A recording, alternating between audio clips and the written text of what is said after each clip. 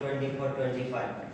Today's topic is learning outcomes and pedagogy. I am Sudhir Kumar Das, TDK Physics.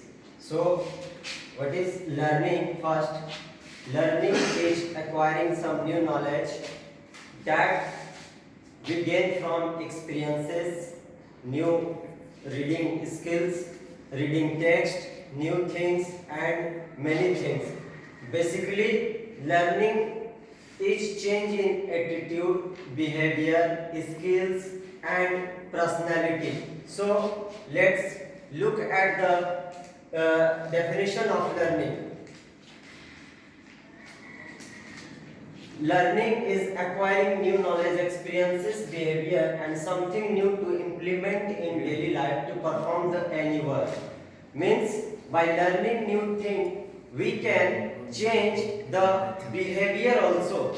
So by acquiring new knowledge, we perform any task in our daily life.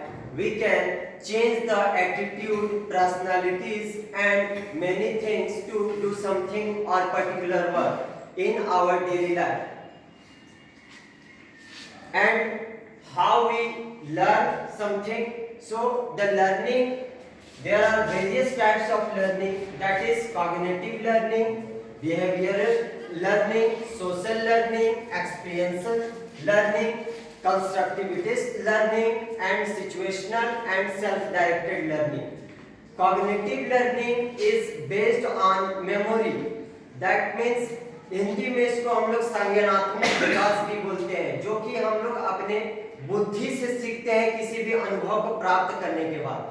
दूसरा है behavioural, जो कि व्यवहार से संबंधित है। Means change in behaviour, किसी भी बिहेवियर या व्यवहार में, व्यवहार से जो हम लोग किसी भी चीज को सीखते हैं उसको हम लोग बिहेवियरल लर्निंग बोलते हैं। सोशल, बच्चे का जब भी किसी भी सोसाइटी में फर्स्ट इंटरेक्शन होता है, उसका समायोजन होता है, तो बच्चे आसपास के समाज से, सोसाइटी से सीखते हैं, तो वो सोशल लर्निंग होता है। बच्चे जैसे स्कूल में सोशलाइज होते हैं, फर्स्ट तो वो अपने आसपास से सोशलाइज होते हैं, समाज में वो देखते हैं और अनुभव को सीखते हैं और उसी प्रकार से प्रतिक्रिया देते हैं।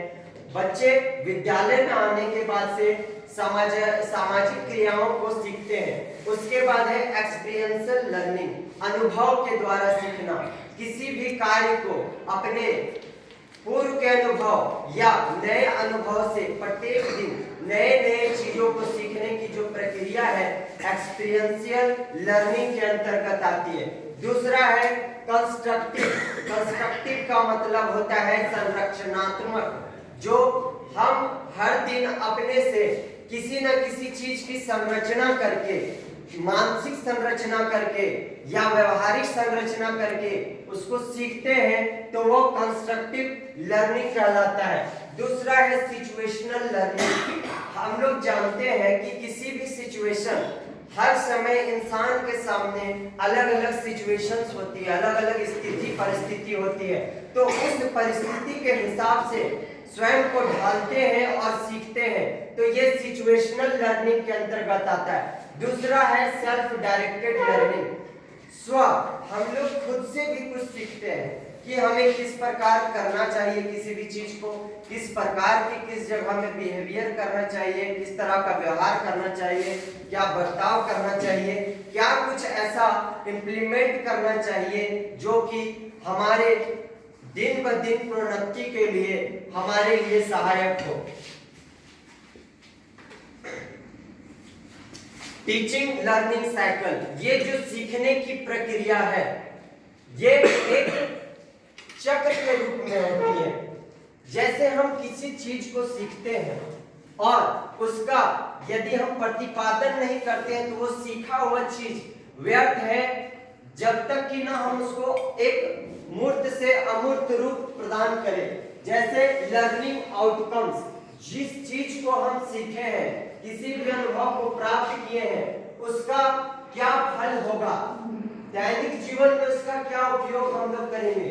बच्चे यदि कुछ सीखते हैं तो उसका दैनिक जीवन में क्या आवश्यकता होना चाहिए, तो वो लर्निंग आउटकम्स कहलाता है। पहला किसी चीज को सीखें तो उसका जो प्रतिफल मिला उसको हम लोग लर्निंग आउटकम्स बोलते हैं। उसके बाद से उसी चीज को इंस्ट्रक्शनल प्रैक्टिसेस के माध्यम से क्लासरूम में उस चीज को एग्जीक्यूट कराते हैं, मतलब उसके लिए डिजाइन करते हैं एक तरह का इंस्ट्रक्शनल प्रैक्टिस जो कि व्यवहार में आता है। अभ्यास में, निरंतर अभ्यास से किसी भी चीज को बिना रटे हुए हम लोग समझ सकते हैं और व्यवहार में ला सकते हैं। दूसरा है मेजरिंग लर्निंग आउटकम्स। जिस चीज को हम लोग किसी भी ज्ञान को ग्रहण किए हैं उसका एक मापदंड होना चाहिए कि हम लोग उसको किस प्रकार से माप सकते हैं। जैसे हम लोग बच्चों का मूल्यांकन करते हैं, असेसमेंट करते हैं, तो वो एक मेजरिंग है, लर्निंग आउटकम्स है, उसका हम लोग माप तौल करते हैं कि किस हिसाब से उस बच्चे की क्षमता विकसित हुई है। दूसरा उसका रिफ्लेक्शन। रिफ्लेक्शन का मतलब होता है किसी भी चीज को जो ज्ञान ग्रहण किए हैं उसका प्रतिफल में क्या मिलता है, क्या वो उस चीज को प्रावर्तित करने में सक्षम है या नहीं है। मान लीजिए हम किसी चीज को बच्चे को सिखाते हैं और दैनिक जीवन में उस चीज का वो रिफ्लेक्शन नहीं कर पा रहा है।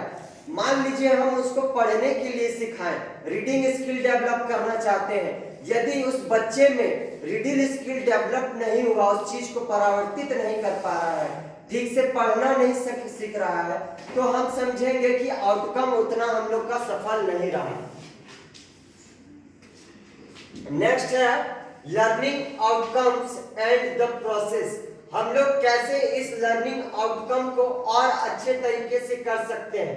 पहले हम लोग एक टॉपिक को, किसी प्रकरण को हम लोग चुनेंगे और उसको परिभाषित करेंगे, और उसको परिभाषित करने के बाद से एक डिजाइन करेंगे इंस्ट्रक्शनल प्रैक्टिस, जैसे कि आदेशात्मक प्रयास या अभ्यास कार्य को क्लासरूम में हम लोग एक डिजाइन करेंगे, ढांचा तैयार करेंगे। उसके डिजाइनिंग के बाद से मेजरिंग लर्निंग आउटकम्स, जो भी हम लोग उस ढांचा को तैयार किए हैं उसके मेजरमेंट के लिए हम लोग असेसमेंट तैयार करेंगे और उस असेसमेंट का रिफ्लेक्शन करवाएंगे उस लर्नर्स के द्वारा। जो भी लर्नर्स है यदि उसको रिफ्लेक्ट करने में वो सक्षम है तो हम लोग समझेंगे कि ये जो हमारा लर्निंग हुआ ये सक्सेसफुल हुआ, नहीं तो ये हमारा सक्सेसफुल नहीं होगा। और ये जो प्रोसेस है कंटिन्यू चलते रहता है। नेक्स्ट, इसका जो हम लोग का कंक्लूजन निकला कि किसी भी चीज को सीखना और उसका प्रतिपादन करना जीवन में यही लर्निंग आउटकम्स कहलाता है। धन्यवाद। अब किन्हीं को इससे संबंधित कोई भी समस्याएं हैं तो प्रश्न पूछ सकते हैं।